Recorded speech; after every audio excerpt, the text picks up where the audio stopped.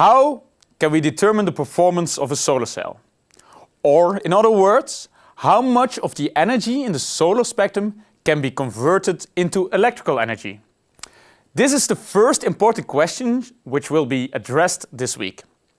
First, in this block I will present a simple electrical circuit and corresponding current voltage curves which are able to describe the behavior and the performance of solar cells under illumination and under voltage bias, as we have discussed in the detail last week. Before I do that, I will quickly summarize last week's important highlights concerning the physical working principle of a solar cell. Last week we have shown that we can dope semiconductor materials N-type and P-type. In P-type, the holes are the majority charge carriers, and in N-type, the electrons are the majority charge carriers. If we have semiconductors in which one part is doped P-type and another part is doped N-type, we have created a so-called p-n junction. We have also seen that two different mechanisms control the transport of charge carriers in semiconductors: diffusion and drift. Diffusion is controlled by a density gradient, whereas drift is controlled by electric fields, which you can build in the p-n junction or apply externally. In a p-n junction, the diffusion of majority charge carriers through the p-n interface followed by recombination creates a space charge region or depletion zone at the p-n interface. In the dark and in thermal equilibrium, drift of minority charge carriers and diffusion of majority charge carriers are in balance. If we apply a reverse bias on such p-n junction in the dark, the depletion zone gets wider. The diffusion of majority charge carriers is suppressed and only an extreme small current related to drift of minority charge carriers is generated. If we apply a forward bias on such p-n junction in the dark, the width of the depletion zone is getting smaller. The diffusion of the majority charge carriers is significantly enhanced and overrules the drift of minority charge carriers. The p-n junction becomes conductive and is able to generate a current. If we illuminate the p-n junction, the density of the minority charge carriers is increased many orders of magnitude, and as a result, the drift becomes dominant and the p-n junction generates a large current. Now we are going to construct first an equivalent circuit in which we can describe the behavior of a p-n junction solar cell. We have discussed that in the dark a p-n junction behaves like a diode. A diode is an electrical element that if you apply a forward bias on it, it becomes conductive in one direction. Whereas if you apply a reverse bias on it, a diode is hardly conductive and basically blocks the current in the opposite direction. p-n diodes are electrical elements used in many electrical circuits, and their main function is to allow an electrical current in one direction and block an electrical current in the other direction. A p-n junction is represented by the electrical symbol shown here. It's a triangle with on top of its vertex a line. The triangle points in the direction in which the diode allows an electrical current to flow under forward bias condition. In the opposite direction, the diode blocks the current. So now we put the p-n junction in the dark and apply a reverse bias. The p-n junction generates an extreme small current in the block direction of the diode. The current direction in electrical circuits in general points in the direction in which the positive charges flow. It means that the electrons, which are negatively charged, flow in the opposite direction of the current direction. This implies that under reverse bias, the extreme small current in the block direction can be represented by electrons moving in the direction of the triangle. Now we consider a p-n junction in the dark under forward bias. The p-n junction generates a significant current in the forward direction of the diode. As current direction is defined in the direction of the flow of positive charge, it means that under forward bias the electrons responsible for the current flow in the block direction of the diode. Note that the current on the forward bias is opposite and much higher than on the reverse bias. The relation between current and voltage of a PN junction can be illustrated in a so-called IV curve. The vertical axis corresponds to the current of the PN diode, and the horizontal axis represents the voltage applied over the PN diode.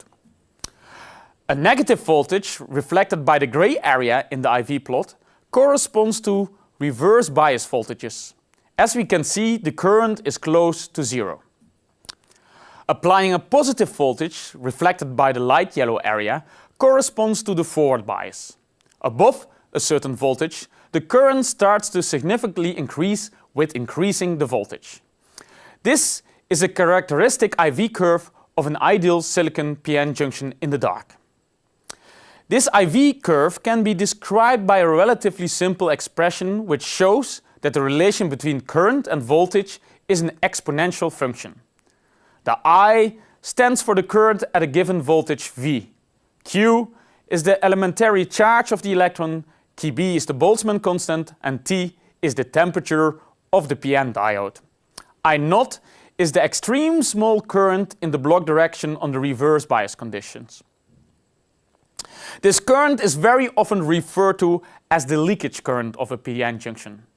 We won't derive why the current and voltage are related by this exponential expression. You only have to know for the moment that the IV curve of a PN junction in the dark can be described by this expression. If we put a very large negative voltage into this equation, you can easily see that the exponential term becomes zero and the current is equal to the small leakage current I0 close to zero. If we apply a large positive voltage, we see that we get a large positive current and the exponential term dominates over the -1 term in the equation. Note that the current on the vertical axis is positive if the current flows in the forward direction of the diode, whereas it is negative if it flows in the block direction of the diode. Now we will illuminate the PN junction using light. It means that we are going to generate a large current dominated by the drift of the minority charge carriers, which is opposite to the forward direction of the PN diode. This is represented in the equivalent circuit by a current source which is connected in parallel with the diode. The electrical symbol of a current source is a circle with an arrow. The arrow points in the direction of the positive current. It means that the far majority of the electrons in this equivalent circuit travel through the current source in the opposite direction of the arrow.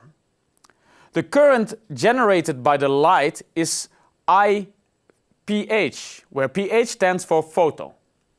Note that the photocurrent is in the opposite direction of the forward current of the diode. Now we look to the IV curve again. The red line corresponds to the IV curve of the diode in the dark. Adding the photocurrent, the typical IV curve of the diode shifts down the vertical axis in the direction of negative currents in reference to the forward bias direction of the diode. This circuit is the circuit for an ideal solar cell. This means that we have not included all types of electrical and optical losses. We will come back to that later this week. The IV curve of an ideal solar cell can be described by a simple equation. The total current generated by an illuminated PN junction is the photocurrent minus the current of the PN diode in the dark. In the equation so far, we have used current I, which has the unit ampere. This is sometimes not the most convenient unit to express the electrical response of a solar cell to light. If you would increase the area of a solar cell, it means that the total current of the solar cell is increasing as well. So the current depends on the area. In the lab, researchers like to use the unit current density J. This is the current generated per area. The advantage of this unit is that you can compare different solar cell technologies, as not every technology generates the same amount of current per square meter. If we assume that A is the area of a solar cell, the current density J is equal to the current I divided by the area A. So the current density is expressed in milliampere per square centimeter or amperes per square meters. As you see, the vertical axis of the current voltage plots are already expressed in current density. From this point on, we won't talk about IV curves, but we will talk about JV curves. So from now on, we will use current density. Summarized, I have introduced an electrical circuit and simple expression which describes the behavior of a PN junction solar cell under voltage biasing and illumination. This behavior can be represented in a so-called JV curve. How does this JV curve relate to the performance of a solar cell? Or in other words, the conversion efficiency of light energy into electrical power? I will answer this question in the next block.